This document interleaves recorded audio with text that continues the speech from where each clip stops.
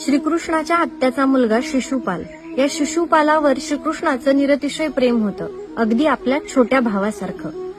परंतु आकाशवाणी झाली की शिशुपालाचा वध हा कृष्णाच्या हातून होईल.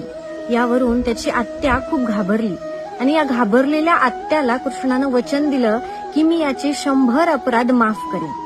पुढे शिशुपाल मोठा झाला आणि त्याचं रुक्मिणीवर प्रेम झालं. परंतु रुक्मिणीचं प्रेम मात्र कृष्णावर होतं.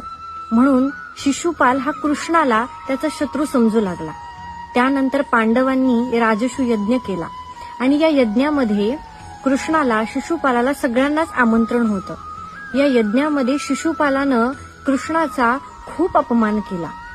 100 अपशब्द जेव्हा शिशुपालानं कृष्णाला बोलले ते वचन पूर्ण करण्यासाठी कृष्णानं शांतपणे ऐकून घेतले. परंतु पुढचा अपशब्द जेव्हा शिशुपालाने काढला तेव्हा मात्र श्रीकृष्णाने सुदर्शन चक्रानं त्याचा वध केला.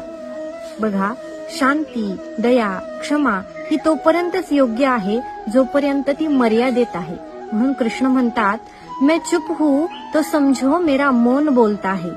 मैं चुप हूं तो समझो मेरा मौन बोलता है और बोलने से पहले 100 बार तोलता है.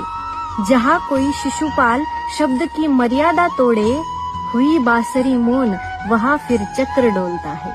जय